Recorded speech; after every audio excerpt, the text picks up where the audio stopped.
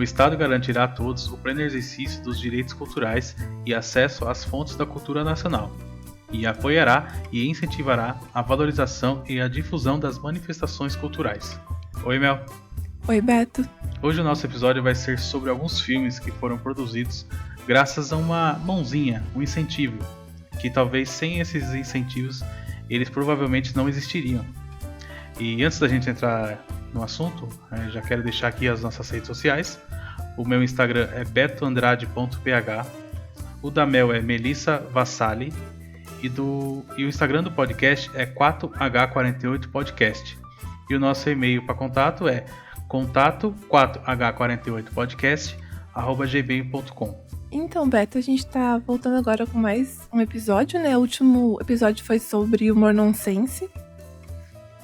E aí eu queria só falar sobre uma série que eu esqueci de incluir naquele episódio, mas depois eu fiquei pensando que ela tem bastante desse humor nonsense, que é The Good Place. É uma série de comédia que eu acho bem legal, bem interessante de assistir, assim. Acho bem divertida. Eu assisti essa série e eu gostei bastante. E foi uma série que eu demorei pra assistir. Bastante gente me indicou e eu fui deixando, mas quando eu comecei eu lembro que eu maratonei ela. Porque ela também é bem curta, assim, mas é realmente uma série muito boa.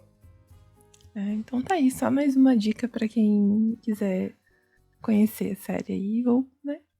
E aí também fazer um comentário rápido aqui, que ontem, bom, não sei quando a gente vai publicar o episódio, né?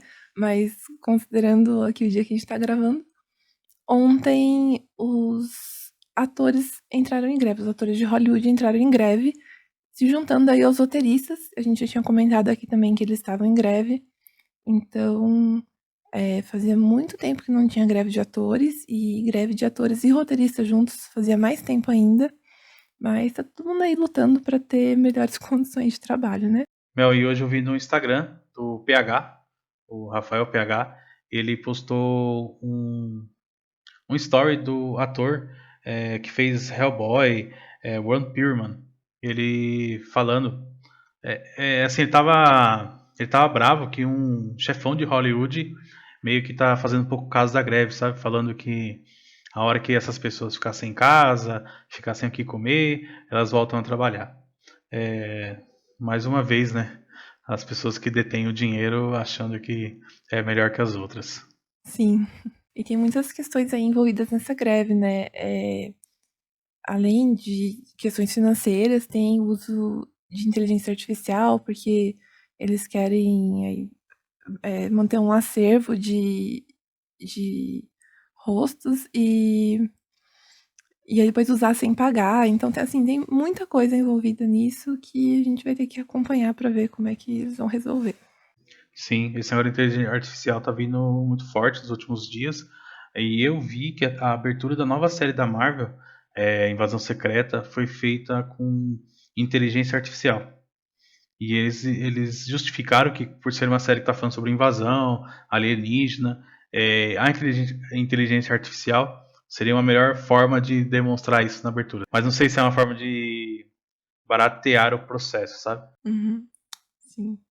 Bom, dito isso, né, esses breves comentários que a gente queria trazer aqui, acho que a gente já vai falar sobre o tema desse episódio, que são as leis de incentivo à cultura. Então, o título desse episódio, já vou esclarecer aqui que é uma ironia. A gente vai explicar o que a gente pensa sobre as leis de incentivo no decorrer do episódio, mas já adiantando, elas não têm que acabar. É só uma piada aqui, uma ironia, né? Porque tem muita campanha contra essas leis de incentivo. É um clickbait, né, Mel? É um clickbait. Não tem que acabar, tem que ser reforçada, tem que ser melhor, né? Sim, e as leis de incentivo, elas são importantes para a cultura no geral. Você tem leis específicas para cada área, seja teatro, dança, música. Você tem leis que são abrangentes, como é o caso da Lei Rouanet, que ela serve para várias áreas, enfim. A gente vai focar aqui mais nas leis que são voltadas para o audiovisual, porque é o que a gente discute no 448, né? Então, acho que acaba aparecendo muito a Lei Rouanet, que é uma lei que serve para várias áreas, mas é muito usada no cinema, e a lei do audiovisual. Então, só para explicar um pouco que é esse nosso foco, mas existem vários tipos de lei, vários tipos de incentivo. A gente vai falar aqui, né, de alguns deles. Como você falou, a gente vai explicar um pouco do nosso ponto de vista, apesar do título ser uma brincadeira, porque a gente sabe, pelo menos assim, na nossa visão, o quão importante é que essas obras existam, né? Mas como você falou, não é só para uma área ou outra, são bastantes artistas, são bastante áreas da cultura que precisa desse incentivo. E nos últimos tempos a gente está vendo muita gente criticando, sem ao menos entender, né? Isso é verdade. E, só para explicar, a frase de abertura desse episódio é o artigo 215 da Constituição Federal, que diz que o Estado tem que garantir o acesso à cultura. Então, isso é uma lei.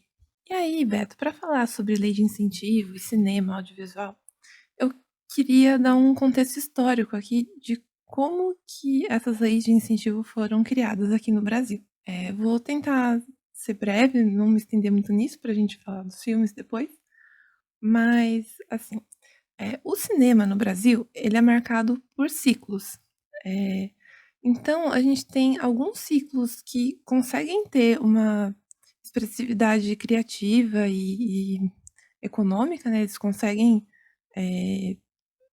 gerar dinheiro de bilheteria, mas esses ciclos são quebrados pela entrada de filmes estrangeiros que, enfim, né, tem muito mais dinheiro e acabam dominando o mercado. Então, a gente tem esses ciclos e né, essas quebras aí que acontecem.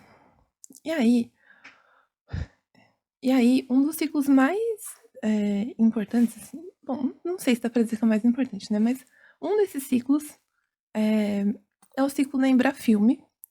A Embrafilme era uma empresa estatal, foi criada em 69 e ela durou até os anos 90.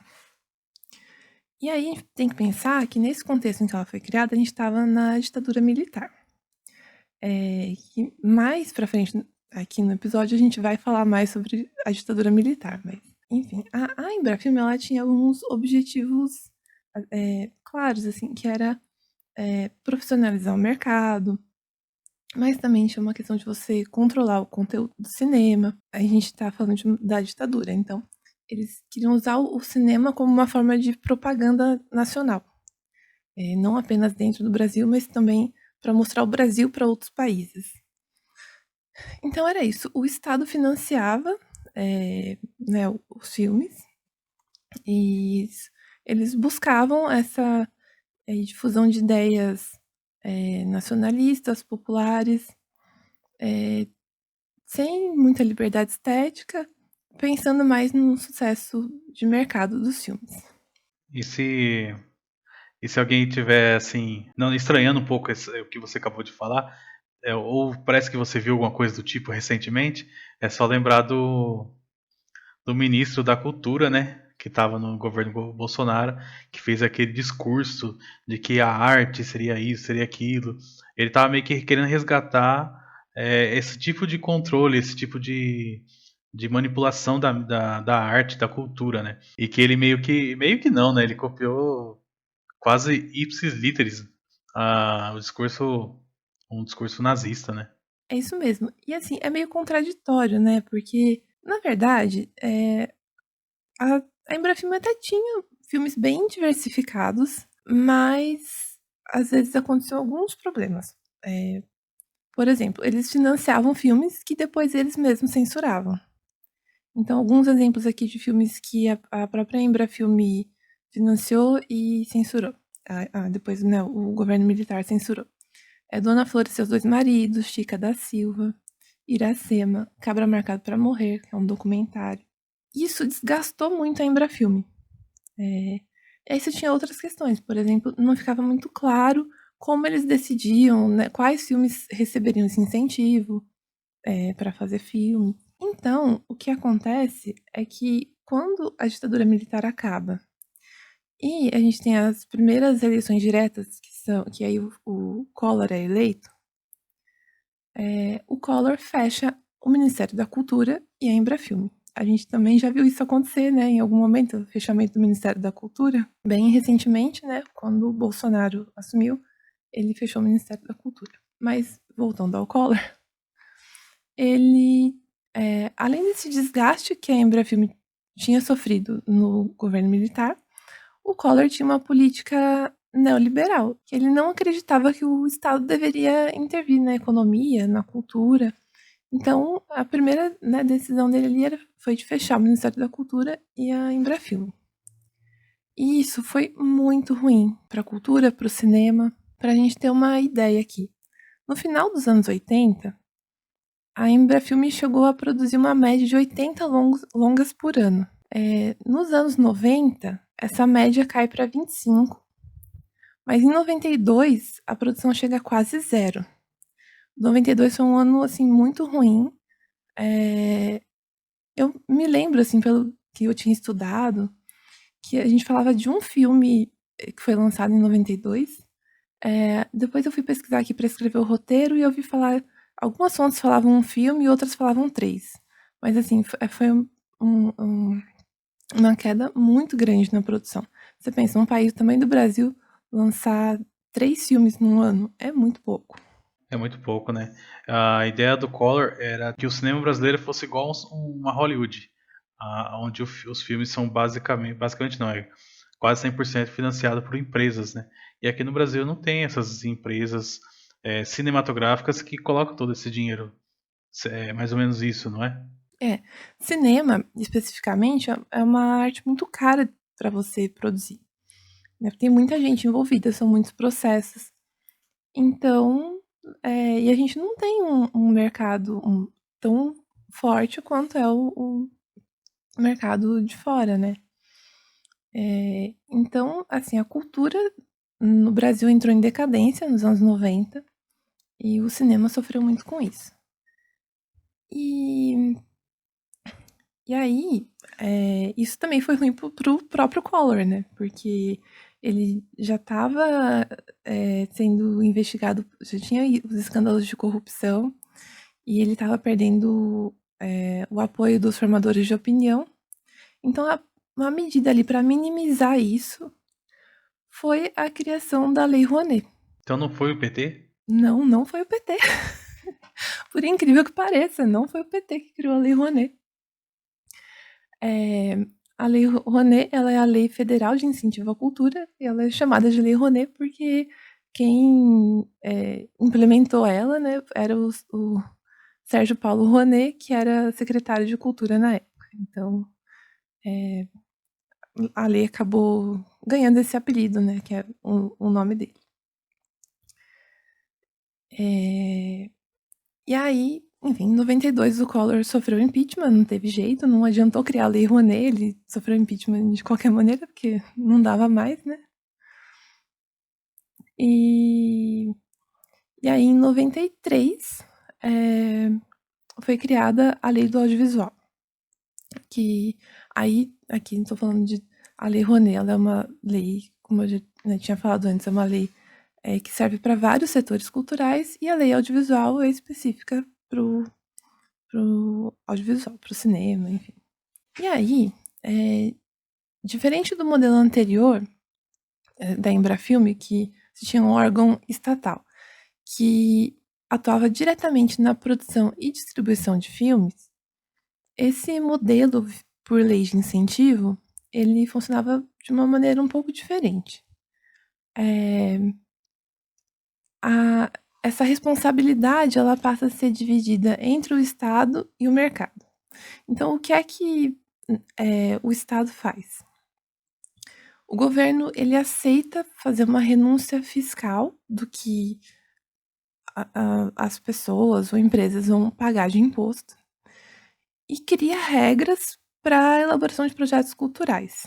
E aí, a partir disso, os produtores podem procurar os investidores no mercado. Quando fala de lei de incentivo, você tem Até existem leis que são de fomento direto, que é quando o próprio Estado distribui o dinheiro lá para os projetos.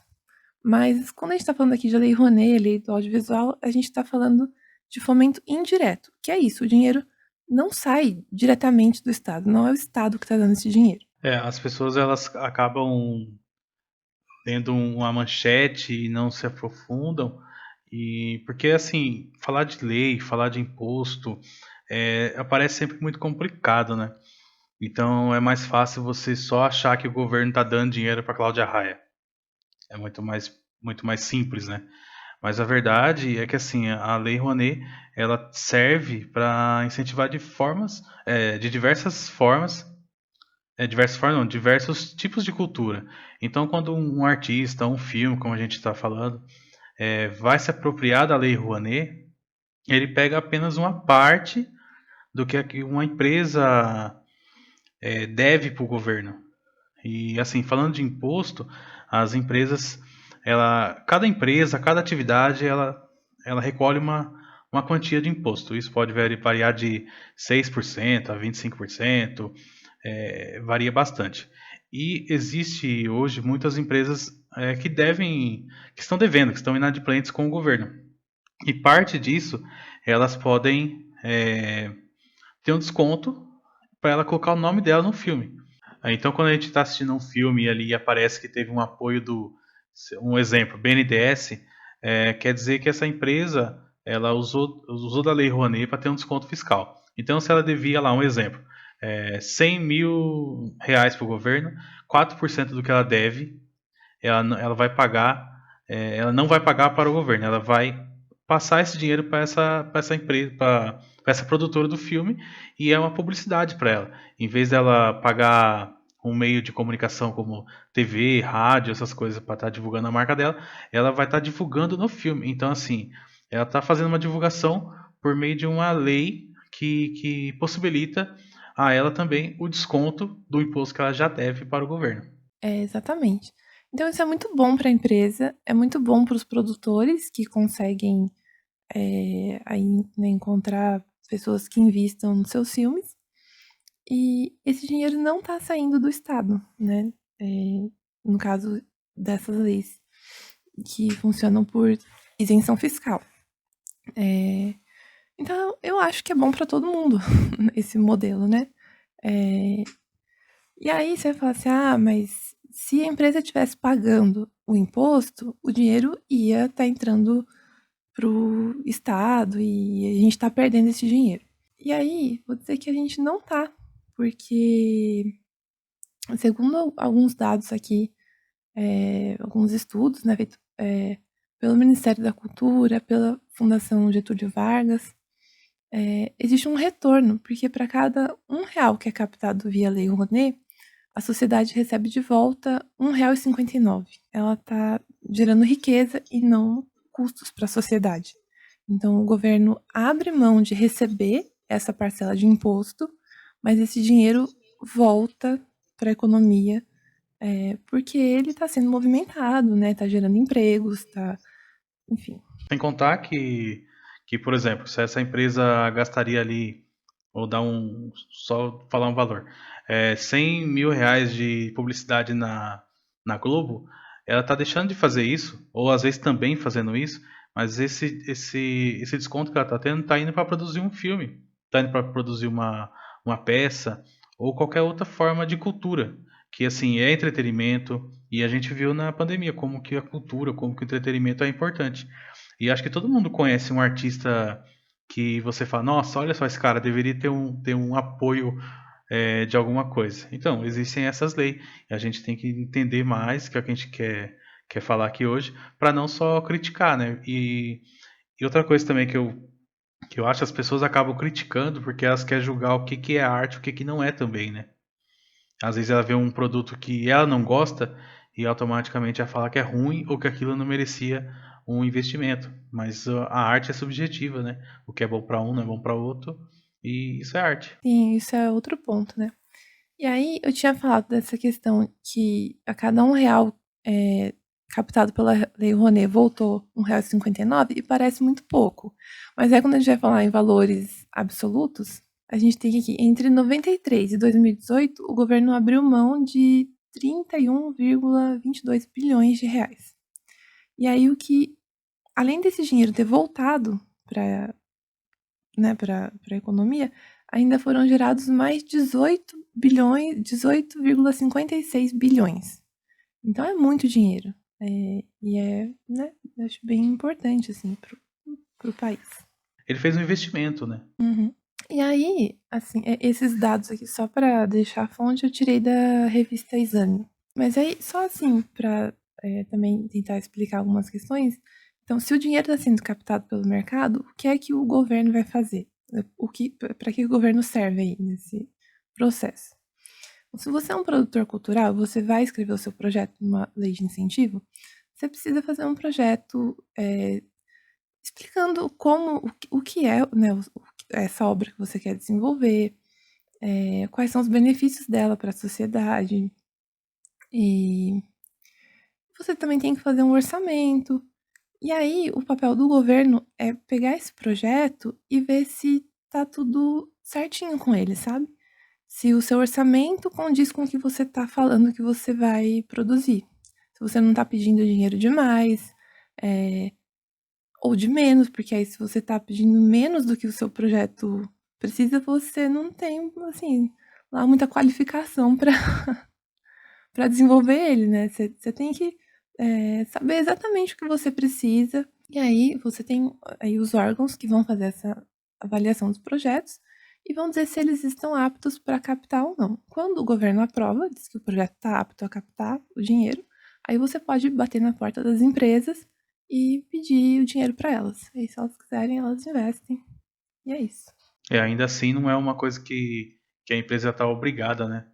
O governo vai analisar o projeto, ver se ele se encaixa na lei, se ele está tudo certo, e depois o produtor ainda tem que correr atrás da empresa que seja disposta a financiar o projeto. Fazer orçamento de projeto é uma das coisas mais difíceis que tem. Você tem que pensar em tudo, né? Muita coisa para detalhar. Você tem que pesquisar o valor, você tem que, assim. Então, quando um projeto é aprovado, você pode ter certeza que ele tem qualificação para captar e, enfim, para, né, para realizar o que ele está se propondo. Então, assim, é isso. Essas leis de incentivo, né, a Lei Rouanet, que surge em 91, e a do audiovisual, que surge em 93, elas permitiram que a gente voltasse a produzir cinema. Porque a gente estava naquele contexto lá do Collor, que parou tudo, né? E aí, a gente tem, a partir entre 95 e 2002, um período chamado retomada. Porque foi exatamente isso, foi a retomada da produção de cinema no Brasil, permitido graças a essas leis. E foi um período muito otimista, foi muito bom, eu acho, porque o Brasil teve nesse período filmes indicados como melhor filme estrangeiro no Oscar, filmes que foram pro Festival de Berlim. Então, assim, foi uma época bem produtiva, assim, e que os filmes tinham um desempenho muito bom, né? Então, assim, esse período da retomada foi um período bem importante. A gente teve filmes bem expressivos aí, que são lembrados até hoje, né? Acho que agora a gente pode parar um pouquinho de falar sobre leis, não sei se todo mundo se interessa exatamente por isso, e vamos falar de filme, né? Inclusive, alguns dos filmes que a gente vai comentar hoje estão nesse contexto do cinema da retomada.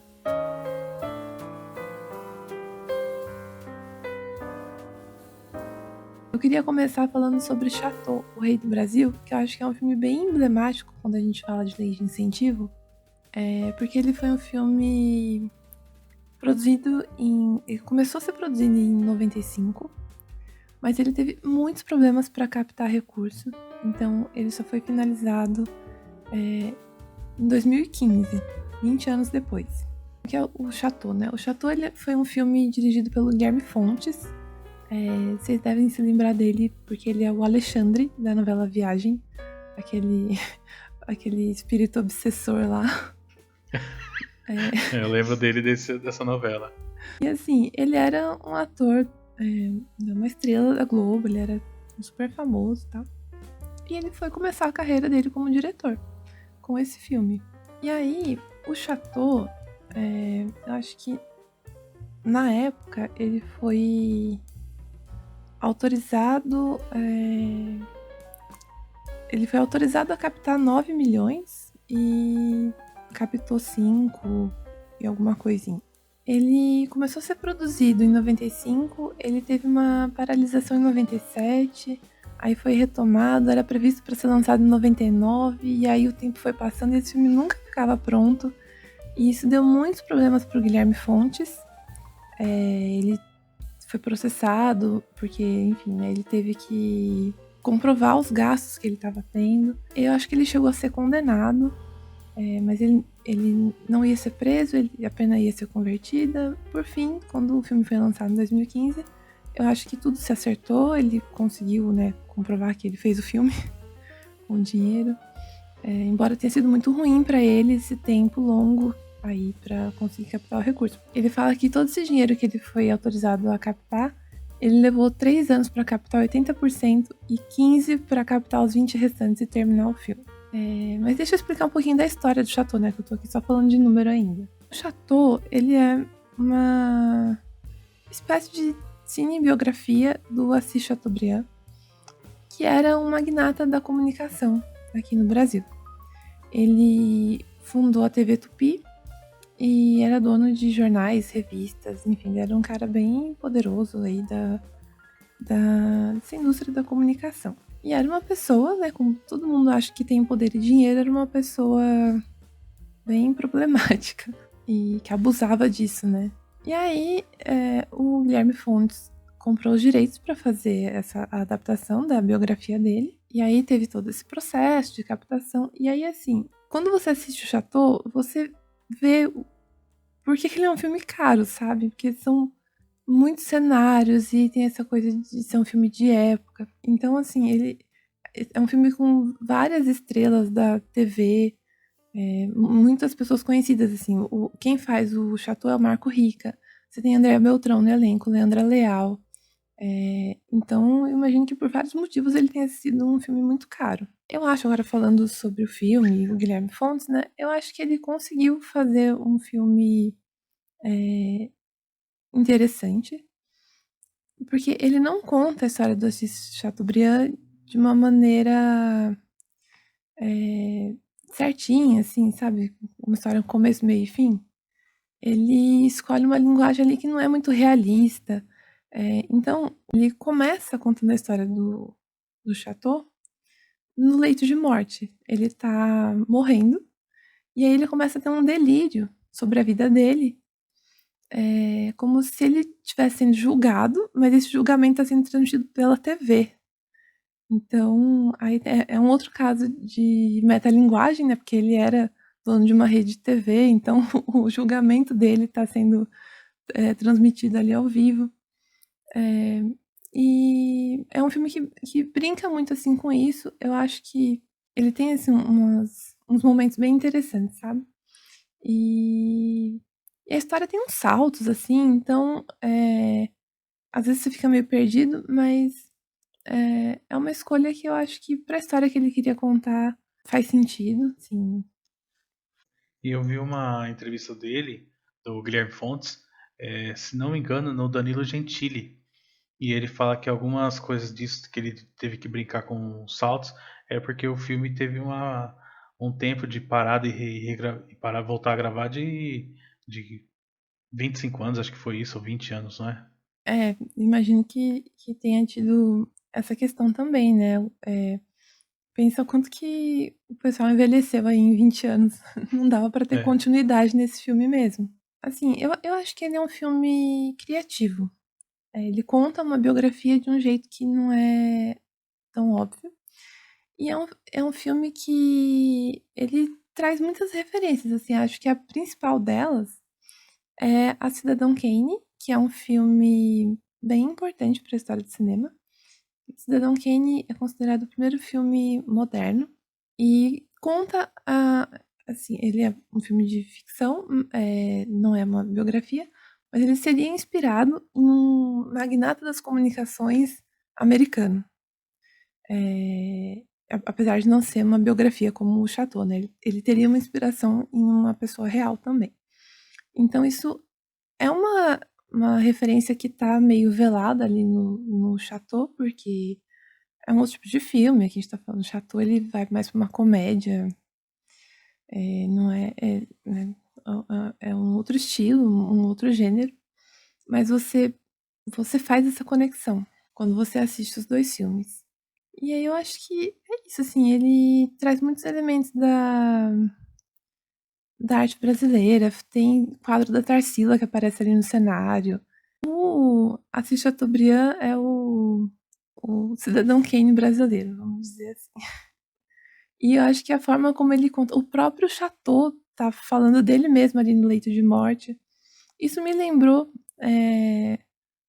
um livro que é o Memórias Póstumas de Brás Cubas, do Machado de Assis. E depois eu vi uma crítica que falava disso mesmo, assim, que como ele traz referências a outras obras, né, brasileiras. Enfim, é um filme. Desculpa te cortar, Mel, mas eu assisti o filme do Chateau só pela curiosidade de como que o Guilherme Fontes conseguiu terminar esse filme 20 anos depois. Sabe, eu queria ver como que foi, tipo, por exemplo, como com o Marco Rica, a diferença que daria da idade, como que ele sairia disso. E agora que você falou de Memórias Póstumas de Brás Cubas, foi a primeira peça de teatro que eu vi no cinema e foi uma das vezes que eu fiquei mais impactado, assim, sabe? De ver aquilo ao vivo, porque eu estava muito acostumado com TV, né, com filme, e poder ver uma peça de teatro, Memórias Póstumas de Brás Cubas, nossa, foi muito impactante para mim. E realmente tem um pouco disso no filme do Chateau. Eu não tinha percebido, não tinha parado para pensar. Eu acho que ele acaba sendo muito irônico, né? Assim como em Memórias Póstumas, esse narrador ali tem muita ironia, o filme, o Chateau, ele também traz muitas ironias, assim, e muitas piadas com a história do Brasil, né? Ele é amigo ali do Getúlio Vargas, então, enfim, é um filme meio maluco, é, mas que eu acho que considerando todos os problemas de produção que esse filme teve, ele existir já é um mérito. Sim, eu fico imaginando o Marco Rica. Gravou um filme e já tá falando pros amigos, nossa, trabalhei num filme aí, mas já era, não vai sair. Aí 20 anos depois o diretor liga, Fio, eu preciso continuar gravando aqui. Imagina que situação, né? E você sabe o que é mais louco? Assim, Chateau era uma lenda, né? Um filme que não ficava pronto nunca, levou 20 anos para ser lançado, então, assim, foi muito tempo. 20 anos é muito tempo. O tempo de vida de uma pessoa, sabe? Mas aí, o que é muito louco é que agora estava na minha cabeça, assim, que ele foi lançado alguns anos atrás.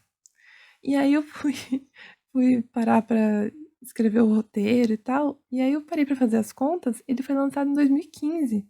Então já faz 8 anos que ele foi lançado, o que acho que é mais absurdo ainda. Parece que esses 8 anos passaram assim Muito rápido, muito né? rápido. Eu também tenho a sensação que é um filme que lançou esses dias. E aí você Então, vai ver, já passou 8 anos. logo ele já vai ultrapassar o tempo que ele levou para ser produzido, né? É, É muito estranho como quando a gente vai ficando mais velho, o tempo passa de uma maneira diferente, porque às vezes infelizmente. então às vezes você fala 10 anos, o negócio que foi ontem, já faz tanto tempo. Então é isso, assim, eu acho um pouco difícil explicar o Chateau sem você assistir, porque realmente, né, é um filme que não tem uma linguagem, ele não tem uma narrativa linear, ele tem muitos saltos temporais, ele tem, assim, é um carnaval ali, né, pra- acho que a gente pode dizer isso. No fim das contas, o Guilherme Santos conseguiu realizar esse filme. E foi um filme que foi premiado. Ele teve. Ele ganhou o prêmio APCA, que é a Associação Paulista de Críticos de Arte de São Paulo, de melhor diretor. Ganhou prêmios de fotografia, direção de arte, melhor montagem, melhor som. E eu acho que é isso também. Às vezes a gente vê uns filmes assim, dos anos 90, que parece que já não tem tanto uma qualidade de imagem, de som. E o Chateau conseguiu mesmo Mas com a barreira dos 20 anos aí, né? Ele, assim, acho que ele tá muito bem, assim. Acho que cumpriu Então, bem o papel, né? Porque é isso, né? O cara começou a gravar o filme em 95, a tecnologia da época era outra, e ele não foi julgado com aquele olhar de 95, 96, 97. Ele foi lançado em 2015, os prêmios que ele recebeu foi em 2016, então quer dizer, eu acho que ele cumpriu muito bem o papel dele. toda essa polêmica aí, né? O Guilherme Fontes sonegou, não sonegou o imposto, o que que ele fez com o dinheiro. Assim, eu não sei muito opinar sobre isso, mas pelo que eu pesquisei e o que eu entendo, houve uma investigação, porque de fato era muito dinheiro e o filme estava paralisado, então ele tinha que comprovar para onde estava indo esse dinheiro. Mas aí eu acho que tem muitas coisas, assim. Esse filme foi feito, né, ainda ali no começo da implementação da lei de incentivo. Acho que as pessoas estavam aprendendo ainda como isso ia funcionar, como captar recurso, como administrar esse dinheiro, que é muito dinheiro. E, por fim, com o lançamento do filme, acho que ficou comprovado aí que. Eu acho que quando ele deu a entrevista no Danny Gentili, o filme já estava meio que para ser concluído, e ele falou sobre isso. Eu acho que ele tava se encerrando todo o processo, ele estava meio que sendo inocentado. E eu sei que algumas pessoas vão ouvir o podcast, a gente falando sobre a lei, e vão falar: ah, mas a lei tem brecha, alguém vai sonegar, alguém vai fazer uma corrupção. Bom, isso a gente não tem como colocar a mão no fogo e falar que não vai acontecer. A gente sabe o país que a gente vive, mas não é porque uma coisa tem um defeito, tem falhas, que ela precisa ser extinta. A gente tem que cobrar para que isso seja feito cada vez melhor. Porque o filme que a gente vai trazer aqui é para exemplificar o quão é importante essas obras existir. Não só no cinema, mas em qualquer âmbito cultural, né? Sim, isso é muito importante mesmo.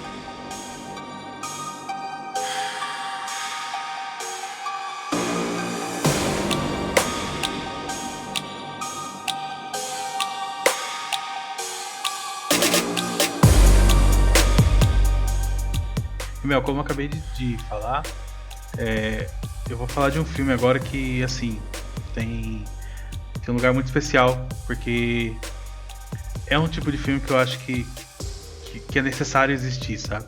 Ele conta uma história real. E como no futuro a gente pretende fazer um podcast falando de filmes true crime, que também tá na moda os podcasts de crimes reais, true crime, eu acho que vai ser meio que uma prévia, porque esse filme é uma história real, que é o filme Zuzu Angel. O filme é de 2006, foi dirigido pelo Sérgio Rezende e ele é baseado na história da Zuleika de Souza, a Zuzu Angel, uma estilista brasileira. E esse filme ele foi aprovado 1,5 milhões para ser arrecadado pela lei de incentivo, né? E arrecadou o valor total, que são poucos casos que conseguem, né? Uhum. E antes de falar exatamente do filme, eu quero fazer uma introdução e falar um pouco de quem foi a Zuzu Angel, de quem foi a Zuleika de Souza Neto.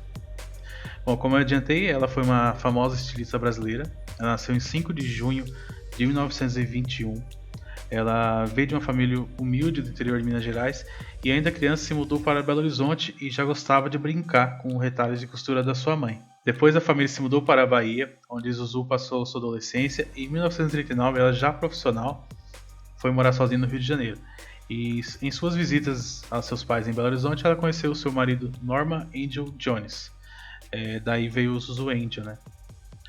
Com quem ela veio a se casar em 43 e nesse período Zuzu Angel voltou a morar em Belo Horizonte, mas depois de 2 anos ela voltou para o Rio de Janeiro. E 6 anos depois já se mudou para Salvador, na Bahia, onde ela engravidou e deu à luz ao seu filho Stuart Angel Jones em 46. E em 48 ela voltou para o Rio de Janeiro. Então ela viajou bastante, aí mudou bastante de endereço. Bom, e somente nos anos 50 ela começou o seu trabalho de estilista, desenhando modelos, e só abriu sua própria loja nos anos 70. Zuzu se separou de Norman nos anos 60 e com 3 filhos, Stuart de 13 anos, Hildegard de 11 e Ana Cristina de 8 anos. O seu filho mais velho, Stuart, estudante de economia, no final dos anos 60 entrou para o MR8, um grupo que lutava contra a ditadura militar no Brasil. E já que eu não vou me estender muito, porque não é o foco do episódio, mas eu achei interessante dar o contexto do período que o filme se passa. E antes de continuar, eu quero contextualizar o que foi um pouco a ditadura militar. A Bel já falou um pouco disso no começo, e eu quero agora dar um contexto maior. Na verdade, eu não, né? Eu convidei uma amiga e a gente vai ter uma participação da Laís. Oi, Laís. A Laís foi a minha amiga na faculdade, estudamos história junto. Hoje ela é professora e estudou tudo sobre ditadura militar, sobre esse período. Então, Laís, seja bem-vinda, por favor, se apresente e fale pra gente um pouco mais sobre a ditadura militar no Brasil. Olá, eu sou a Laís, formada em História, me formei em História aí junto com o Beto lá na CEUNSP em 2010. Eu sempre gostei de História, mas quando eu estava no segundo ano do ensino médio, eu me apaixonei de vez e fui fazer a faculdade, e principalmente por conta da ditadura militar brasileira, tanto que o meu TCC foi sobre esse conteúdo. Então, eu estou aqui para falar um pouquinho para vocês, muito brevemente, do que foi esse período da história, que durou aí 21 anos, então é muita coisa.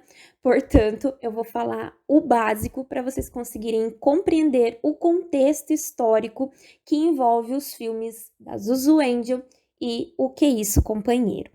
A ditadura militar começou no Brasil em 1964 e foi até 1985. Nesse período não houve eleições, os presidentes eles eram trocados ali dentro mesmo, são todos militares, né? Cada um ficou aí um mandato, nós tivemos 5 presidentes militares. Começa em 64 com um golpe de Estado. O que é um golpe de Estado? Para vocês entenderem, é quando os militares tomam o poder. E qual foi a justificativa? O presidente na época era o João Goulart. E o João Goulart, ele era considerado um presidente com tendências comunistas, por conta de alguns discursos que ele tinha. É importante lembrar que nesse período o mundo está dividido entre capitalismo e comunismo. O capitalismo liderado pelos Estados Unidos e o comunismo liderado pela União Soviética. Os Estados Unidos queria manter aqui países na América capitalistas. Então, eles começam a financiar ditaduras militares, não só no Brasil, mas na América Latina, com essa finalidade, né? Garantir países americanos, né? Como capitalistas. Então, a ditadura militar no Brasil foi financiada pelos Estados Unidos por conta de uma, entre aspas, ameaça comunista. Muito bem. Em 1964 entra o primeiro presidente, né, como eu falei, todos militares, que é o Castelo Branco, e ele vai até 1967. Costa e Silva é o próximo, vai até 1969. O Médici vai até 1974. O Geisel, 1979. E o Figueiredo vai até 1985. Então, nós temos esses 5 presidentes. O principal contexto dos filmes é chamado de Anos de Chumbo. O que é os Anos de Chumbo? É principalmente o governo Costa e Silva e o governo Médici, porque no governo do Geisel a gente já tem uma abertura política e no Figueiredo o declínio, ou seja, o fim do regime militar. Esse Anos de Chumbo começa com o ato institucional número 5, o AI-5, que é basicamente uma lei na qual o Congresso foi fechado, mandatos foram cassados e houve aí a censura e repressão aos meios de comunicação e a todos que criticassem o governo.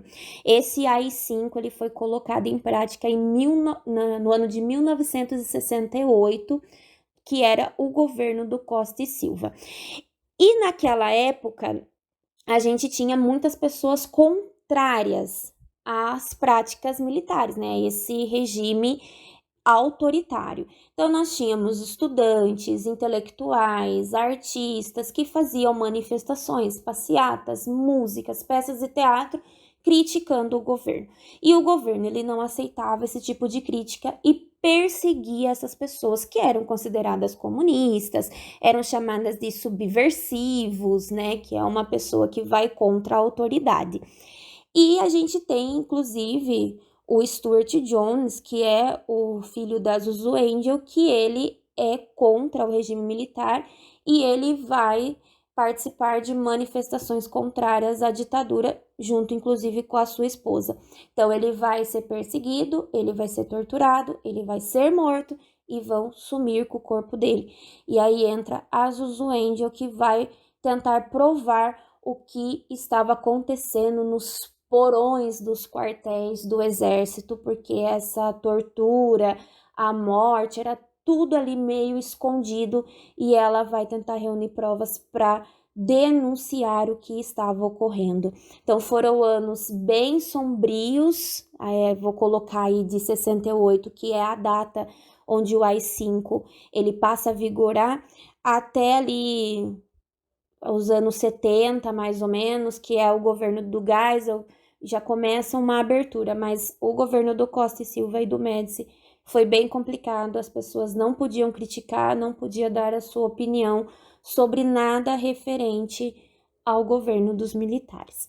Então, basicamente, é isso, falando bem rapidamente, espero que eu tenha sido clara, que vocês tenham entendido, e para quem se interessar, pesquisa aí sobre o assunto que vai ter bastante coisa.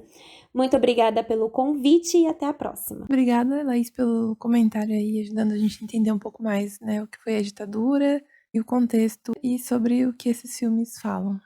E é isso, se no começo você pensou por que o Beto estudou história e não falou sobre a ditadura, acho que a Laís respondeu, porque hoje ela é professora e explicou muito melhor do que eu iria explicar. Bom, retomando então ao filme da Zuzu Angel, com esse contexto sobre esse período da ditadura, eu terminei falando que o filho dela, né, o Stuart, entrou para o grupo MR8 e a Laís deu um spoiler, né, que ele morreu.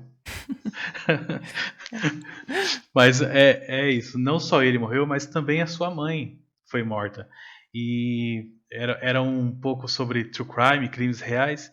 E o pior, não sei se é pior quando se fala de morte, mas o pior é que esses crimes foram cometidos pelo exército brasileiro, pelo governo, que tentava censurar qualquer pessoa que ia contra a forma de governo que era a ditadura. Assim, um governo repressivo, era um governo que ele censurava muito e assim nada saía nos jornais que não fosse aprovado pelo governo. Até o próximo filme que eu vou falar na sequência também fala bastante dessa luta dessas pessoas que assim não aceitavam esse governo e queria que a vida delas fossem mais livres, né? Bom, e agora falando do filme, o filme conta a história do Stuart e da mãe dele, a Zuzu Angel, que ele foi morto nos porões da ditadura. E a sua mãe, com isso, ela não pôde encontrar o corpo do Stuart. E ela, como uma estilista famosa, ela começou a usar os seus desfiles para poder criticar o governo. Então, automaticamente, ela também entrou na mira dos militares, do governo, para tentar abafar o caso, não deixar que ela falasse para o mundo e para as pessoas o que estava acontecendo, porque ninguém sabia. Isso é interessante, Mel, porque quando eu comecei a estudar mais a ditadura, e foi na faculdade, a Laís, inclusive, me ensinou bastante. Eu chegava para as pessoas mais velhas que eu assim e perguntava, porque eu mesmo nasci em 87, 2 anos depois que acabou a ditadura no Brasil. E eu perguntava como que era esse período, e eles falavam que era normal, mas só assim, aqui no interior, né? Aqui no interior não chegava a nada, sabe, do que estava acontecendo. A luta armada, essas pessoas que sofriam repressão estavam mais ali nas capitais. E eu também lembro de dois amigos que era filho de uma pessoa que morava na cidade, que eles vieram na capital. E eu lembro da gente estar na rua conversando assim, tipo 9h40 da noite. Eu era bem, bem, bem criança, eu não fazia ideia. Hoje eu sei, contextualizando, eu sei o que aconteceu. E eles pegaram e falaram assim, viu, não é bom nós entrar pra dentro de casa que tá ficando tarde? Daí eu falei, mas por quê, né? Daí ele falou assim, em São Paulo, 10 horas da noite, você ficar na rua, 3 pessoas assim, já dá problema. Então, assim, né, a cabeça de quem veio da capital e a minha, que era de uma criança do interior, que não tinha que se preocupar com uma coisa dessa. Então é isso, sabe? O governo ele tinha muita corrupção, tinha muita corrupção. E ele não queria que os jornais falassem, as pessoas eram perseguidas e existia esses grupos de pessoas que lutavam contra. Então foi isso que aconteceu com o Stuart Angel e a sua mãe Azusa Angel. Os dois foram vítimas da ditadura. Ele morreu e a mãe e ela, Azusa Angel, não encontrou o corpo do filho, não pôde enterrar o corpo do seu filho e também foi vítima, né, de um suposto acidente que depois foi comprovado que foi forjado, que mataram ela, né? E outra coisa que eu queria também citar é uma música do Chico Buarque. Chico Buarque fez uma música que se chama Angélica. E diversas vezes eu repostei essa música no Facebook, no Instagram, nesses dias da mãe, sabe? Quando dia das mães, acho que eu já fiz isso várias vezes. Pegar a foto da Zuzu Angel, assim como eu pego de outras mães, né? Eu coloco também Zuzu Angel, coloco a música Angélica, porque isso me impactou muito. E se eu, qualquer momento, se eu ouvir essa música, com certeza eu vou me emocionar, porque é uma história real e triste, que aconteceu num período muito triste também da história brasileira. Isso que você falou, né, que foi o que aconteceu com o Stuart Angel, que ele não, a mãe dele não achava o corpo dele. Isso aconteceu com muitas outras pessoas, né? Essas pessoas que ficavam desaparecidas, mas que estavam mortas, né? Você só não podia declarar morta, mas elas eram vítimas desse sistema de repressão. Sim. Então, assim, esse é um exemplo de um filme que eu vou falar assim, graças à cultura não, graças à lei de incentivo, ele foi possibilitado. E é uma história que eu acho que precisa ser contada, não só dele como não só dele e dela, assim, mas como outras histórias precisam ser contada. E às vezes se não tem um incentivo, uma lei de incentivo financeiramente, essas histórias não são contadas. Isso é uma outra questão que eu acho que quando as pessoas querem criticar o cinema nacional, elas falam assim, porque o cinema nacional não é bom porque isso tem filme sobre pobreza e sobre a ditadura militar. Mas aí, voltando a falar dessa questão de tempo, né, parece que faz muito tempo que aconteceu a ditadura, mas historicamente, se você for pensar, não faz nada. Tá muito próximo da gente, como você estava falando ali, né, de quando você era criança e que fazia só pouco tempo que a ditadura tinha acabado. Então, é por isso que esses filmes que estão aí nos anos 90, nos anos 2000, eles falam sobre a ditadura militar, porque era uma coisa muito recente e que antes não se podia falar sobre isso, né, enquanto a ditadura estava acontecendo. Então, quando a ditadura acaba e aí é o momento em que as pessoas podem discutir sobre o que foi esse período e, né, mostrar isso no cinema. Sim, automaticamente as pessoas querem falar disso, né? O cinema, nossa cultura em geral, ela é meio que reflexo da nossa sociedade, né? Talvez, assim, que nem você falou, as pessoas julgam como ruim, mas assim, ou, por exemplo, alguma pessoa de direita vai falar que a pessoa é vagabunda, filme de comunista, e acha que por isso não merece, sabe? Mas não é só filmes sobre ditadura, não é só filmes políticos que são beneficiados com a lei Rouanet, por exemplo. A gente até anotou, né, outros filmes que também só existiram, assim, ou existiram graças a esse tipo de incentivo. Bom, e falando nisso, vou citar alguns filmes que existem, que estão aí, e que teve a Lei Rouanet como uma lei incentivadora. Filme com Aquária, Sandy Júnior. O filme Amélia. O filme Bicho de Sete Cabeças, com Rodrigo Santoro. É um filme até bem conhecido brasileiro, né? O filme Carandiru. Aí também vão questionar, porque é um filme que fala de bandido. Né? Não sei. Mas muito bom. É um filme muito bom, é muito bom. Castelo Rá-Tim-Bum é um filme que também teve a Lei Rouanet com lei de incentivo. Cazuza é um filme que eu adoro. Cazuza, sou fã. Central do Brasil, que é um filme que quase trouxe o Oscar pro Brasil. Fernanda Montenegro tava lá para receber a estatueta, né, meu? Uhum. Bom, esses são alguns filmes, né? E tem muito mais.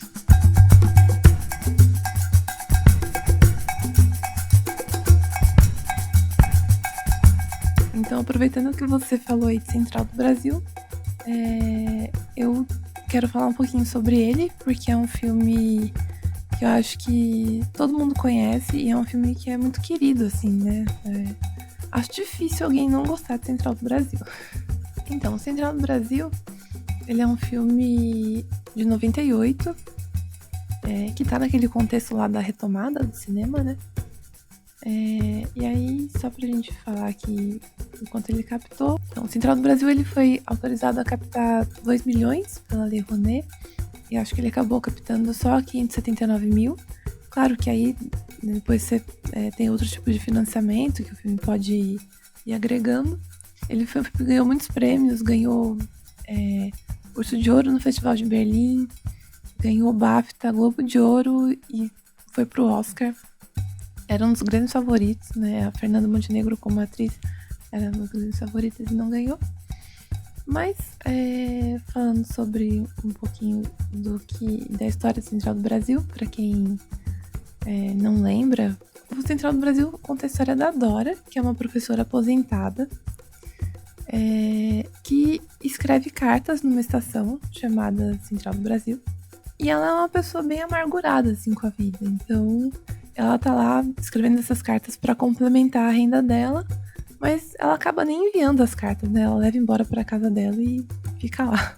Nossa, isso é bizarro, assim. Eu quando assisti, sabe, dava uma agonia de saber que a pessoa escreveu a carta e não mandou. Nossa. Sim. E eu acho que a gente tava ali num contexto em que, né, tem muitas pessoas analfabetas, então você fica pensando, meu Deus, a pessoa tá pagando pra alguém escrever a carta pra ela. E a pessoa não escreve. Aliás, escreve, mas não manda, né?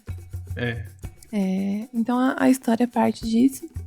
Até que um dia, uma das clientes dela ali, que tá pedindo pra ela escrever uma carta, ela é atropelada e morre. E aí o filho dela, que é o Josué, fica perdido na estação sem ter pra onde ir. A família não é dali, do Rio de Janeiro, né? Onde eles estão, na estação de trem. E a Dora tenta se aproveitar da situação pra entregar o menino pros traficantes de crianças. Então só piora, né? A Dora, ela é muito errada, né, nessa história, né? E aí o fato de, né, o filme começar assim, e no final do filme a gente ter muita simpatia por ela, mostra não só a questão do roteiro, de como a história envolve a gente, mas do trabalho da Fernanda Montenegro mesmo, né? Que vai, assim, para 2 extremos ali na atuação. Então esse menino fica perdido na estação, ela leva ele para casa para vender ele e se arrepende. E aí, acho que daí, né, pela culpa, ela tenta se redimir e entregar ele para a família dele no sertão nordestino, para encontrar o pai ali. E aí eles vão começar uma viagem pelo Brasil até chegar no Nordeste. E aí eles vão, né, o filme vai mostrando ali a relação deles e de como essa criança quebra ali a dureza dessa personagem, né? Como ele vai amolecendo o coração dela. Porque até durante a viagem, ela, apesar dela embarcar nessa viagem por culpa, ou sei lá o que, ela ainda assim ela é muito dura com ele diversas vezes, né? Sim. E uma curiosidade sobre esse filme é que o menino que interpreta o Josué, ele trabalhava no aeroporto. Aí o Walter Salles, que é o diretor de Central do Brasil, estava passando pelo aeroporto, e o menino foi engraxar o sapato dele. E aí eu acho que o Walter Salles estava produzindo o filme e pensou que seria convidou o menino para fazer um teste. O menino não apareceu no teste. Nossa. Ele não foi. Mas o Walter Salles queria tanto, tinha gostado tanto dele ali, achou que ele se encaixava tão bem no personagem, que ele mandou uma equipe procurar esse menino que estava no aeroporto engraxando o sapato. Meu Deus. Então, assim, se o menino não quisesse participar do filme, ele não ia ter muito por onde fugir, né? O cara mandou a equipe inteira atrás dele. Então, assim, diferente do Chateau, que é um filme que é baseado em uma história real, mas que é quase um filme de fantasia, né?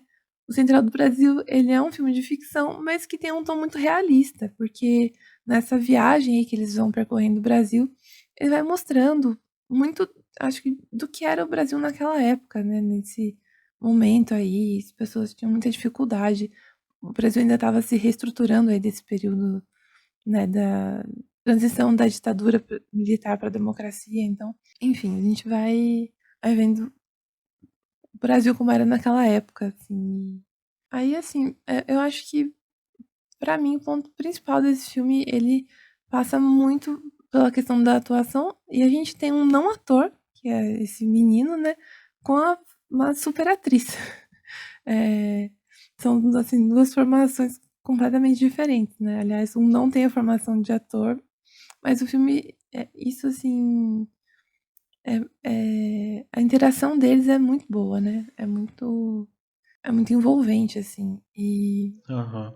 Então eu acho que é isso. Apesar dele ser um filme que é realista e que tá passando por e que vai mostrar essa realidade que é mais dura, mais triste, de pobreza e tudo mais, ele é um filme que tem muita ternura, muito afeto. E a gente acaba sendo tocado por isso, né? Sim, é como você falou, no começo a gente é apresentado, adora essa personagem toda controversa, né? Toda errada ali mas durante o decorrer do filme a gente não entendendo ela assim, mas a gente vai simpatizando por ela, porque ela também é meio que uma vítima dessa sociedade, né? Ela tem um arco de redenção, né, durante o filme. Sim, eu acho que isso é o mais legal, né? Porque o filme vai se encaminhando para isso, ele vai é, ganhando cor, ele vai mudando. Assim como os personagens estão mudando, né? A imagem vai mudando e mostrando pra gente ali. E, e eu acho que é isso. Ele é um filme que ele tem uma certa melancolia ali, né? O menino perdeu a mãe, enfim, não sabe onde está o resto da família. Adora uma pessoa que é muito solitária. Mas essa jornada dá pra eles uma segunda chance. Então eu acho que ele é um filme que é otimista, assim, né? Apesar de toda essa melancolia, ele traz um pouquinho de otimismo, assim, pra gente. E ele estava nesse contexto falando de cinema, num contexto que também era otimista, né? Porque eu acho que, assim, o Central do Brasil, ele é o máximo do cinema da retomada e de tudo que a gente estava conquistando ali naquele período. O Oscar, infelizmente, não veio. O Central do Brasil estava indicado tanto para melhor filme internacional, quanto para melhor atriz, com a Fernanda Montenegro. Quem ganhou nesse ano foi a Gwyneth Paltrow. Acho que foi um dos Oscars mais injustos que a gente lembra, assim. Não só por ela ser brasileira, pela Fernanda Montenegro ser brasileira e a gente querer que ela ganhasse, mas que acho que entre todas as candidatas ali daquele ano, quem ganhou era a que tinha menos. Como posso dizer isso? Menos impacto, menos Menos até. impacto. E só para colocar aqui uma curiosidade, é, quem era o. Quem estava distribuindo esse filme, O Shakespeare Apaixonado, e que cuidou aí da campanha da Gwyneth Paltrow no Oscar, era o Harvey Weinstein. É, e a gente já falou dele naquele episódio que a gente estava falando sobre as nossas decepções, né? Que ele é um grande produtor de cinema e ele meio que descobriu uma fórmula para fazer filme ganhar Oscar, sabe? Ele era dono da Miramax, que começou como uma distribuidora, produtora independente, mas eles descobriram como ganhar Oscar e aí eles começaram a fazer filmes pensando nisso só. Tipo. Então, é quase que uma concorrência injusta, sabe? O tanto de dinheiro que eles colocavam para fazer campanha, para Eu levar. lembro de. Eu lembro de alguma coisa do tipo. Eles faziam. Eu lembro assim, de críticas falar que os filmes eram meio que feito como uma cartilinha, né? Ah, tem que ter isso, cheque. Tem que ter isso, cheque. Tem que ter aquilo, cheque. Aí ganhava o Oscar. Então é isso. Não que Shakespeare Apaixonado seja um filme ruim, mas é um filme que não tem nada demais também, sabe? E a atuação da Guinness também, principalmente comparada com as outras candidatas, né? Acho Sim. que nesse ano estava concorrendo também a Glenn Close, que até hoje, até recentemente, ela deu uma entrevista falando que ela não entende como que a Fernanda Montenegro não ganhou. E o Central do Brasil perdeu como filme internacional, acho que na época a categoria era chamada de filme estrangeiro, ele perdeu pro A Vida é Bela, que era um outro filme que estava sendo distribuído pelo Harvey Weinstein. Então, assim, a gente viu ver que o Central do Brasil ele foi bem em todas as premiações e aí chegou no Oscar, não conseguiu, porque tinha todas essas questões aí atrapalhando. Mas, apesar disso, né, também não ganhar o Oscar não diminui em nada o que foi o Central do Brasil e o trabalho da Fernanda Montenegro, né? Ah, com certeza não, né? É um filme, assim, que acho que vai ficar pra sempre. Pra sempre vai ser lembrado. É só uma, não pode dizer assim, uma mágoa da gente, nós brasileiros, né? Poxa vida, poderia ter sido ali. É, E seria muito merecido, né? Não era só pelo clubismo, não. Seria muito merecido. aí é isso, né? Mais um filme que foi realizado por lei de incentivo e um filme que levou a gente muito longe, né? Então também tem isso quando a gente fala que da importância de se investir em cultura e que esse dinheiro retorna para a sociedade de alguma maneira. Sim, né? Só o fato desse filme ter ido pro Oscar, ele já também é uma publicidade, sabe? De estar ali, das pessoas olharem pro Brasil. Sim. Mel, antes de eu falar do meu próximo filme, só vou fazer um comentário aqui que o filme Carandiru, de 2003, é um filme baseado no livro Estação Carandiru, do Dr. Drauzio Varela. Ele foi aprovado recolher pela Lei Rouanet 3 milhões e foi recolhido apenas 1 milhão e 800. Ele teve um total investido de 2 milhões e de arrecadação foi 22,4 milhões. Também é um outro filme que é muito, muito famoso no Brasil, um filme muito bom, vale muito a pena assistir. Outro filme também que esse filme acho que foi um dos primeiros filmes brasileiros que me impactou assim, e eu vou estar sendo injusto na minha fala, mas quando eu assisti eu fiquei, falei, nossa, esse filme brasileiro parece filme americano, sabe? Ele tinha uma estética muito moderna, assim, porque ele se passava meio que no período da guerra. Eu lembro de cenas na neve e eu nunca tinha visto isso no cinema brasileiro, então eu fiquei bastante impactado. E o filme Olga foi aprovado 971 mil e recolheu 650 mil. Aí fica um comentário também, como que é injusto, né, aqui no Brasil. O filme ele é aprovado a recolher pela lei de incentivo 971 mil, recolhe menos e ainda consegue fazer o filme. Nos Estados Unidos, em Hollywood, a gente vê as histórias que é assim, o filme tinha um orçamento de 200 milhões, mas até sair custou 400, porque os caras continuam colocando dinheiro e é muito desigual, né?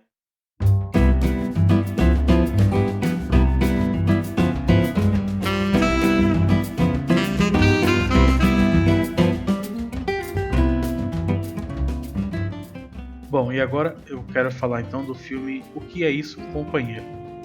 E o contexto desse filme é o que a Laís trouxe pra gente sobre a ditadura militar. E esse filme fala exatamente de um ato que aconteceu no período da ditadura militar. O filme Que é isso, companheiro, ele foi lançado em 97, dirigido por Bruno Barreto e também é baseado em fatos reais que aconteceu nesse período, que relata o sequestro de um embaixador dos Estados Unidos, Charles Burke Elbrick. Esse sequestro aconteceu no Rio de Janeiro em 69, durante a ditadura militar. Esse filme custou 4,5 milhões. Eu não achei, falando a questão da lei, quanto que ele foi aprovado a arrecadar. Mas o que eu achei foi o quanto ele custou e teve um orçamento de 4,5 milhões. Bom, e como a gente falou da ditadura, as pessoas não podiam falar sobre o que estava acontecendo no governo, sobre as corrupções, qualquer tentativa da mídia falar sobre qualquer coisa disso, ela era censurada. E isso foi se agravando pelos atos institucionais. E esses atos institucionais, eles são conhecidos como AI-5, acho que foi o pior deles, que é onde mais teve censura. Então isso meio que legitimava a polícia, o governo, a chegar no jornal e falar, isso aqui não pode, essa música não pode. Então tem muita música que foi lançada naquela época que eles queriam falar uma coisa falando outra, sabe?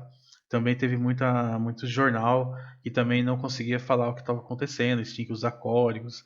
Era, era um período bem conturbado e para mim assim é bem impactante isso acontecer muito perto da gente, como a Mel falou anteriormente. Bom, o filme conta a história desse sequestro do embaixador. Conta a história de um grupo de guerrilheiros, que a gente chama de guerrilheiros, que são o MR8, que é Movimento Revolucionário de 8 de outubro. Esse grupo ele se propôs a fazer sequestro, só que para fazer o sequestro eles precisou fazer isso falando do filme, tá?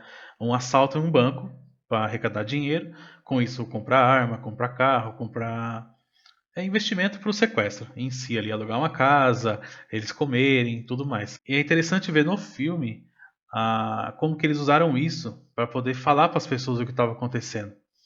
É até legal a cena do assalto, que o ator Luiz Fernando Guimarães, que é o cara que fez Os Normais, ele durante o assalto, ele sobe no caixa do banco ali e fala para as pessoas: isso aqui não é um assalto, isso aqui é um golpe revolucionário e o governo não está deixando que as pessoas saibam o que está acontecendo, pessoas estão sendo torturadas. Eles pegam e falam para as pessoas o que está acontecendo. Conte aos seus amigos.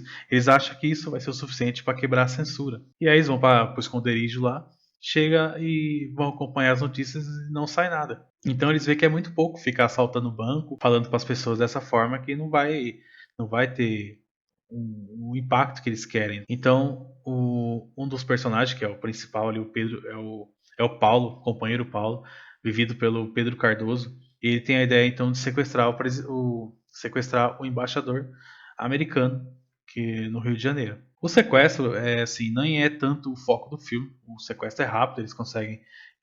o filme não mostra exatamente o que foi difícil. Talvez tenha sido, mas não é o foco do filme. Então, o sequestro ele acontece de forma rápida ali no filme. E o que o filme quer realmente mostrar é essa repressão. E eles usam do sequestro para poder conseguir chegar na mídia e fazer com que a mídia exponha o que está acontecendo. Então, uma das coisas que acontecem, para eles poderem chegar e falar o preço do resgate, eles usam a mídia, e a mídia tem que ler uma carta em TV aberta, e essa carta está falando: nós somos o MR8, estamos com o embaixador americano, o preço do resgate é a leitura dessa carta em rede nacional, e aqui a gente está falando que está acontecendo no país, está acontecendo sequestro, está acontecendo tortura, pessoas estão sendo mortas, está havendo corrupção, e o preço do resgate é que soltem 15 outros parceiros que estão lutando contra a ditadura. E aí o filme se desenrola nessa negociação, onde eles conseguem, no final, o governo brasileiro liberta essas 15 pessoas e dão anistia a elas e manda para outro país. E eles vão e libertam o embaixador americano. Agora falando um pouco da história, realmente o que aconteceu, esse sequestro desencadeou outros e outros sequestros a embaixadores. Até no final desse próprio filme mostra porque eles são presos. Esses personagens são presos no final, são torturados, e no final o filme acaba eles sendo soltos, porque um outro grupo sequestrou o embaixador alemão, e quando fizeram a lista de quem que eles queriam que soltasse, essas pessoas estavam nessa lista. E também é interessante eu mencionar que existe um documentário que se chama Hércules 56. A Hércules 56 é o nome do avião que pegou esses personagens desse golpe revolucionário de sequestro do embaixador. Esse avião levou essas pessoas para fora do país. Então existe esse documentário que chama Hércules 56, que é essas pessoas reais sentadas numa roda de uma mesa conversando sobre esse período da história que eles viveram, sobre o sequestro, como que eles fizeram. Então é muito legal ver realmente esses personagens desse ato, desse sequestro, falando como que foi para eles fazer tudo aquilo, como que foi sofrer as torturas, etc, e etc. Para quem não assistiu, eu acho que vale muito a pena. Esse filme tem no Globoplay, para quem é assinante. Também tem para assinar pelo Prime Video. E também tem grátis na internet, no YouTube, dá para assistir. A qualidade não é das melhores, mas dá para assistir. Eu reassisti para poder gravar podcast. É um filme que eu já assisti várias e várias vezes, mas eu procurei no YouTube e falei, nossa, eu vou assistir. E no elenco, esse filme tem Pedro Cardoso, que é conhecido pelo Agostinho Carrara, da Grande Família, Luiz Fernando Guimarães e Fernando Torres, que é conhecido também pelos Normais, Cláudia Abreu, Matheus Nastergaile, tem também a Fernanda Montenegro, é só uma participação. Ela é a vizinha fofoqueira. Ela tá na varanda da casa dela, assim, vendo um movimento suspeito na rua, ela liga para a polícia checa ali a placa, fala que tá tudo bem, e é o carro que estava ali para sequestrar o embaixador, e a polícia não fez nada. E o policial que atende é o Lulu Santos, é também a participação especial. Então, assim, tem vários personagens que a gente conhece das novelas, sabe? A Alessandra Negrini também a participação rápida, Fernando Montenegro, como eu falei, Eduardo Moscovis, Celton Mello, Caio Juqueira. É um grande elenco, como diria a apresentação da sessão da tarde. Então é um filme muito bom, é um filme para quem gosta de filme americano de sequestro, de assalto, é um filme de sequestro brasileiro que conta uma história real que dessas pessoas, esses rebeldes, né, contra a ditadura no Brasil, um período muito muito triste da nossa história, como já falei anteriormente. Então, mais um filme aí que foi feito, né, graças às leis de incentivo. E aí tem uma outra coisa que eu fiquei pensando agora, como é legal também a gente poder ver no cinema esses atores que às vezes a gente conhece da TV e conhece fazendo um determinado tipo de personagem, um determinado gênero, e aí a gente vê no cinema eles fazendo uma coisa completamente diferente, né? Então você tá falando aí do Pedro Cardoso, Luiz Fernando Guimarães, que a gente conhece principalmente pela comédia, aí eles estão fazendo outro tipo de filme. Sim, um drama, assim, um filme bem mais denso, mais pesado.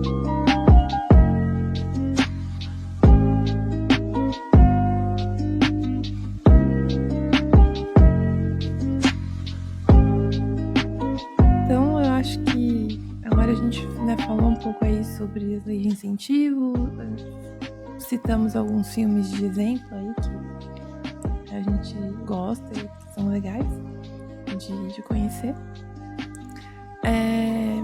E aí eu queria deixar aqui uma conclusão. Na verdade, eu acho que são algumas conclusões sobre isso. A primeira delas é que eu acho que, assim, a gente passou recentemente, aí uns 4 anos atrás, um momento em que se criticava muito a Lei Rouanet. E, assim, a Lei Rouanet virou um símbolo, representava todas as leis aí. Eu acho que as pessoas queriam criticar a lei de incentivo, a Lei Rouanet, vamos criticar a Lei Rouanet.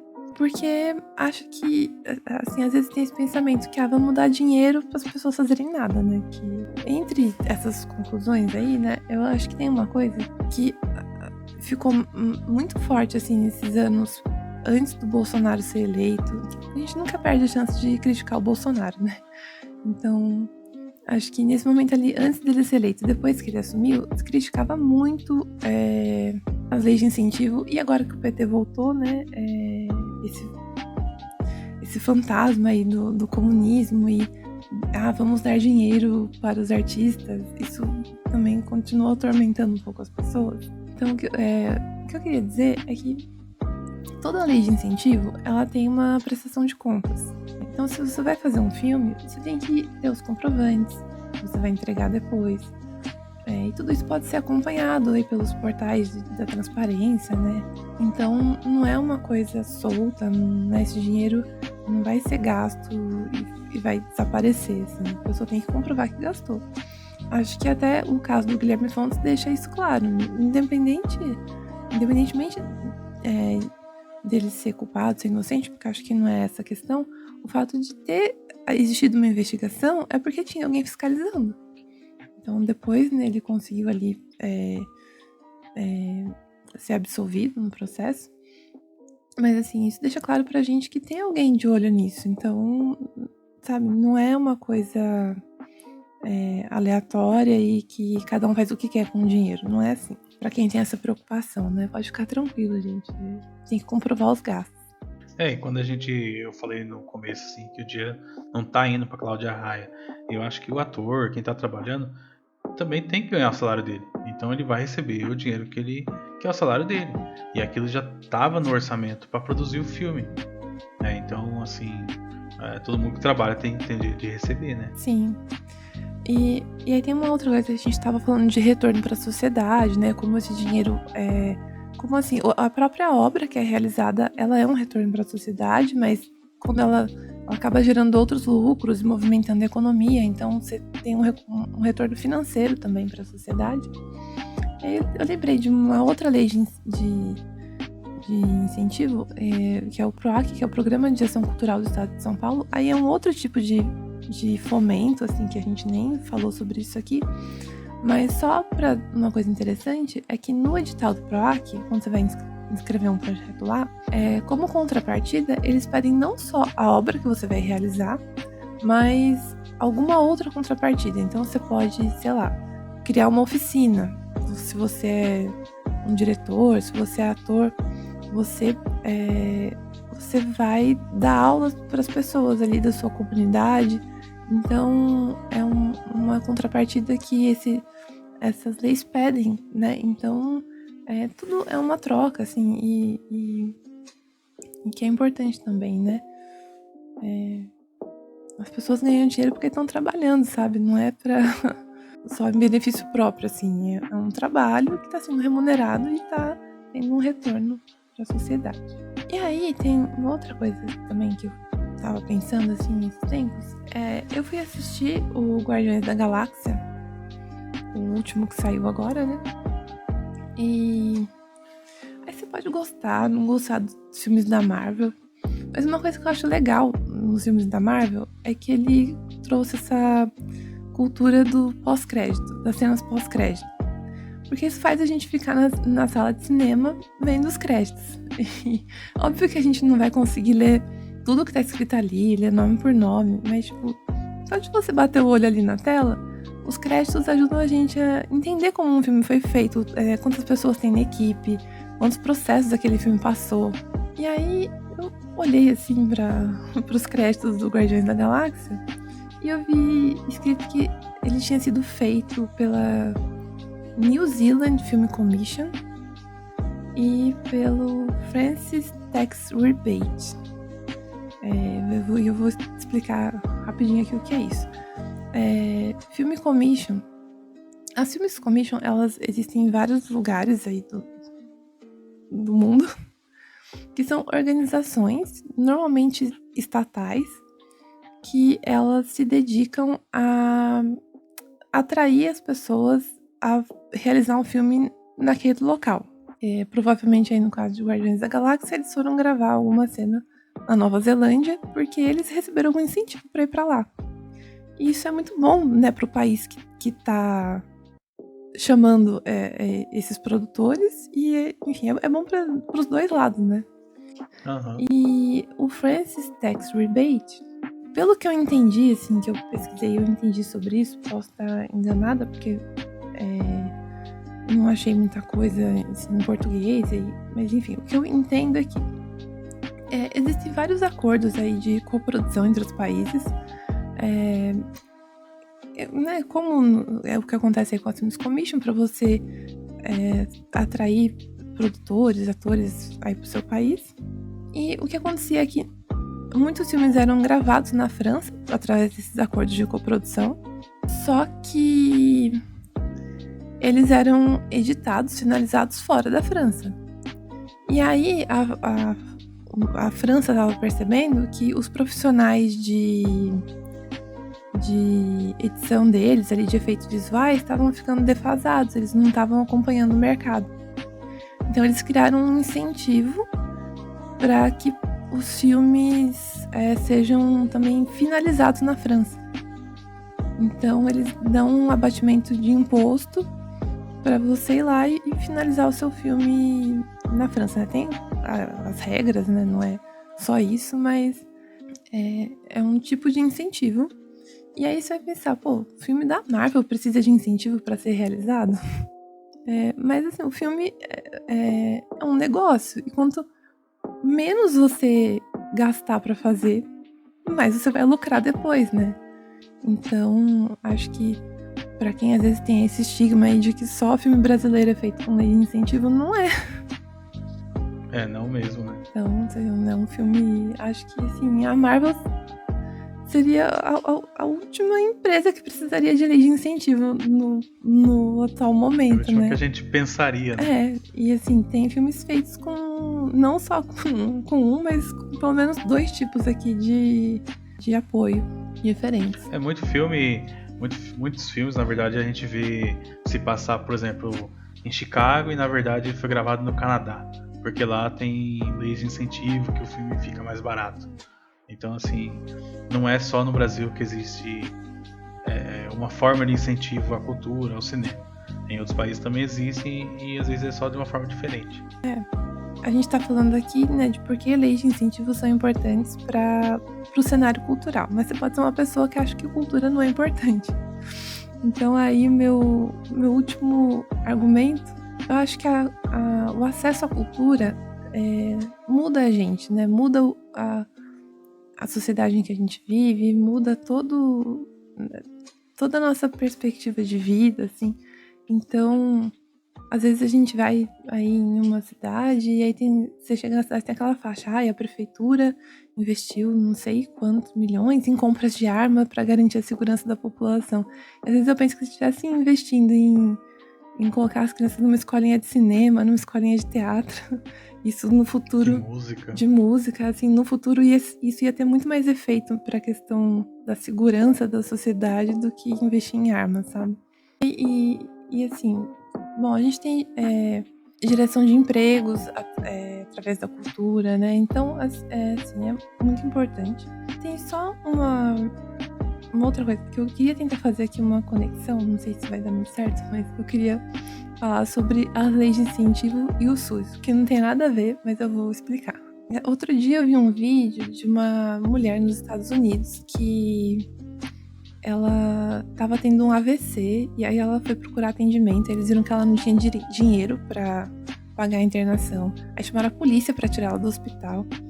E, assim, ela morreu sendo retirada pela polícia sem receber nenhum atendimento. E é um vídeo assim, muito cruel, sabe? Você vê esse tipo de realidade.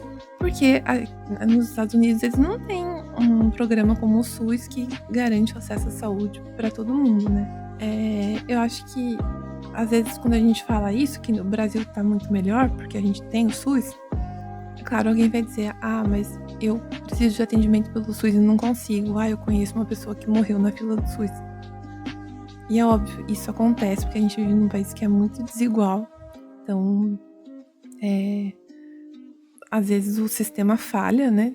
Mas eu acho que ao invés de pedir pra esse sistema acabar, a gente tem que lutar pra ele melhorar, a gente tem que pedir pra ele melhorar, não pra ele acabar. Porque aqui a gente, mesmo com as falhas, a gente parte do princípio de que a saúde é um direito de todos, diferente do que acontece lá nos Estados Unidos. Nos Estados Unidos existem casos e casos de pessoas que não recebem atendimento porque ela não tem um plano ou porque ela não tem dinheiro. Ou quando ela às vezes consegue receber o atendimento, elas saem do hospital devendo tudo, sabe? Tem casos também, assim, já vi em notícias de pessoas que tinham dinheiro, tinham bens, que perdeu tudo pagando uma conta de hospital. Porque nos Estados Unidos, se você não tem plano de saúde, você está literalmente à mercê ali. E é muito caro, Então é isso, eu acho que assim, aqui no Brasil, apesar de ter muitas falhas, apesar de ter muita gente que não tem atendimento, a gente parte do princípio de que isso é um direito de todos. Então a gente só tem que fazer isso acontecer, assim, mas a gente já tá, né, no caminho certo. E é assim que eu vejo um pouco a questão das leis de incentivo. Elas podem ter pontos a melhorar, pode ter maneiras delas se tornarem mais justas, então... Porque, claro, que é mais fácil para um ator que já é conhecido, já é famoso, é mais fácil para ele captar recursos do que um ator desconhecido. Existem maneiras de a gente modificar isso para tentar deixar mais justo, mas eu acho que a gente não pode pedir para isso acabar. Então, era isso, assim, que eu tava pensando aqui, sabe? Assim, você falou do SUS e uma coisa assim, que eu acho que é um pouco injusto. A gente fala que o SUS não é bom, mas acontece que muitos planos privados encaminham diversos exames para ser feito no SUS. E aí quando chega no SUS, a pessoa com a carteirinha ali do plano de saúde, ela passa na frente de uma pessoa que não tem um plano. E eu vi também que essas empresas privadas de plano de saúde devem assim bilhões pro SUS desses exames realizados que eles não pagam. Então não é acabar com o SUS só porque ele não consegue atender, mas assim fazer ele funcionar melhor. Quem sabe se as empresas de planos pagar os bilhões que eles devem, o SUS melhore, né? Hoje eu trouxe 2 filmes que falam da ditadura militar. E eu quis trazer, aproveitando que a gente ia falar sobre filmes de leis de aproveitar que a gente estava falando sobre filmes que foram produzidos com leis de incentivo.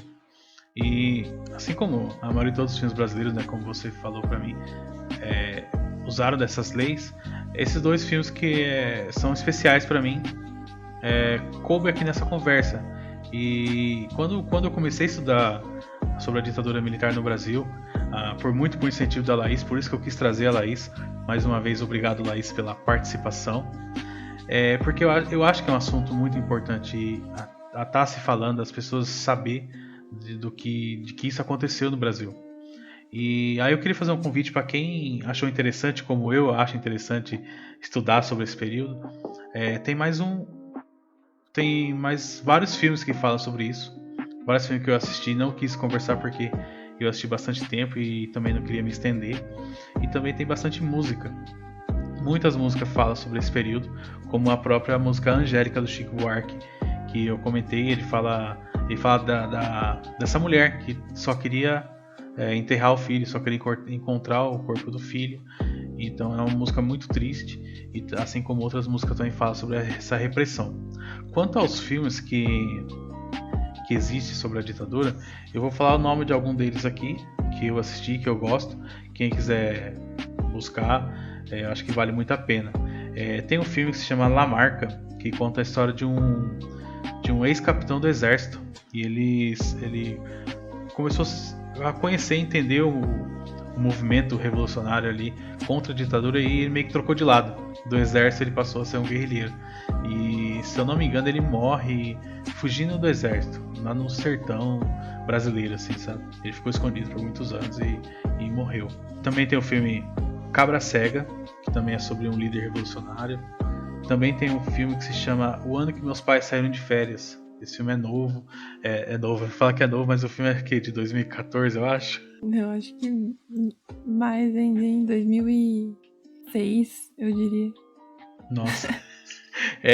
Que pra mim, na minha cabeça, é um filme novo, assim. É um filme bem triste também, mas também se passa no período da ditadura. O filme, né? Não quando ele foi produzido. Tem um filme que não é baseado em fatos reais, que se chama Pra Frente Brasil.